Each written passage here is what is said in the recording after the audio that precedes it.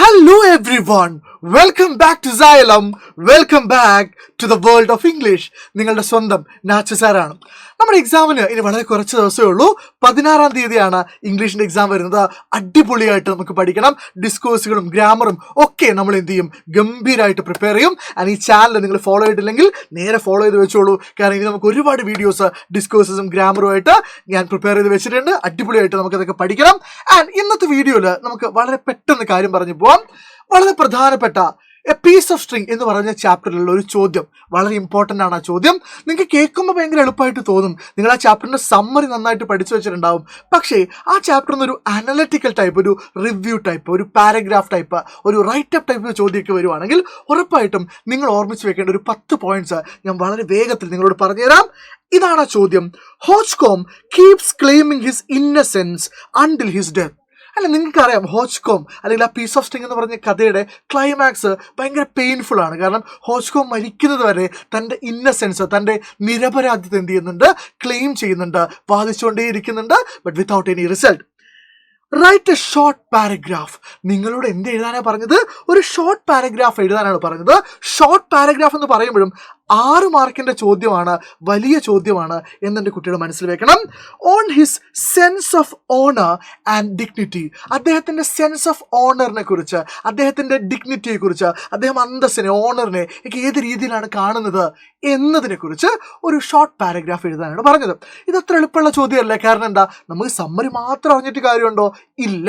അപ്പോൾ ഈ ചാപ്റ്ററിൽ നിങ്ങൾ നിർബന്ധമായിട്ടും ഓർമ്മിച്ച് വെക്കേണ്ട ഒരു 10 പോയിന്റ്സ് നമ്മളിപ്പോൾ പഠിക്കും, അടിപൊളിയായിട്ട് പഠിക്കും.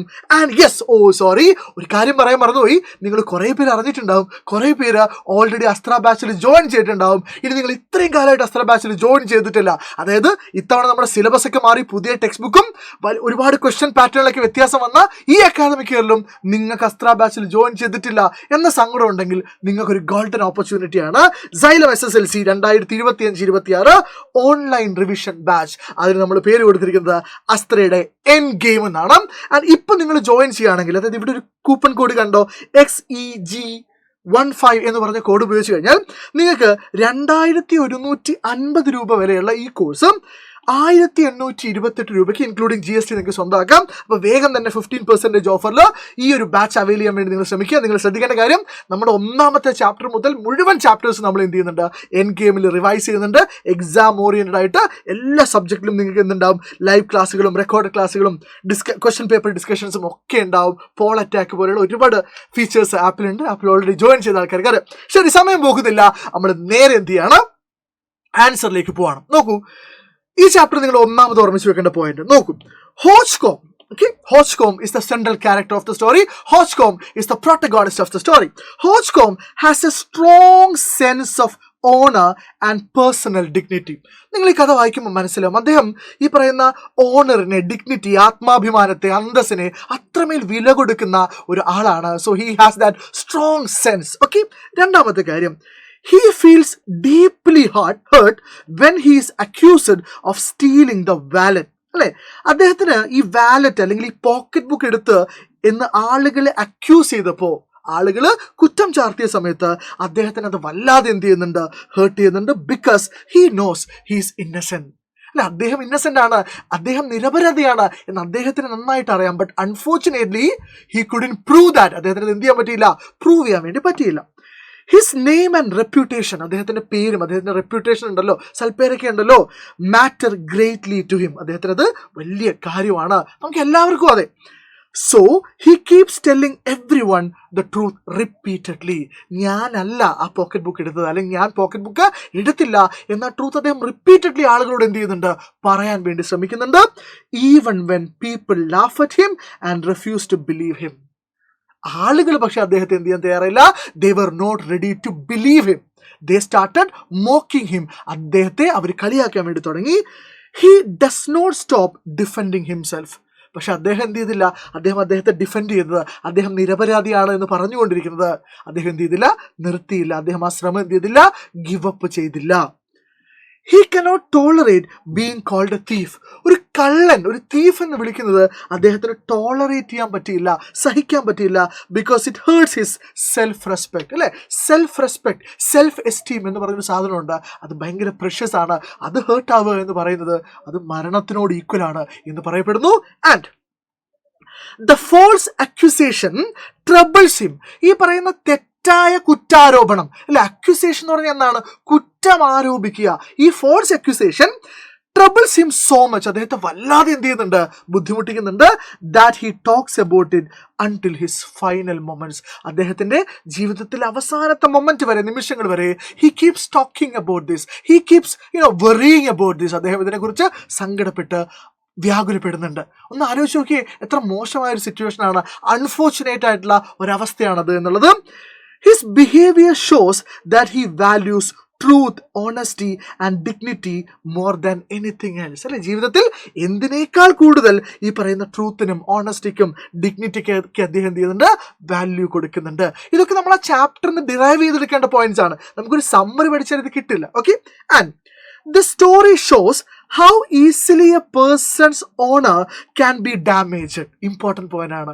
എങ്ങനെയാണ് ഒരു പേഴ്സന്റെ ഓണറിനെ, അന്തസ്സിനെ, ആത്മാഭിമാനത്തെ അത്രമേൽ എളുപ്പത്തിൽ ഡാമേജ് ചെയ്യപ്പെടാൻ പറ്റുന്നത്, അല്ലെങ്കിൽ തകർക്കാൻ പറ്റുന്നത് once people begin to doubt them. അല്ലെ, ആളുകൾ അവരെ ഡൗട്ട് ചെയ്യാൻ തുടങ്ങുമ്പോൾ, ആളുകൾ സംശയിക്കാൻ തുടങ്ങുമ്പോൾ എത്ര എളുപ്പത്തിലാണ് ആളുകളുടെ ഡിഗ്നിറ്റി തകർന്ന് തരിപ്പണമാവുന്നത് എന്നാണ് ഈ കഥ പറയുന്നത്. Hodgcomb feels his good name earned over many years is destroyed.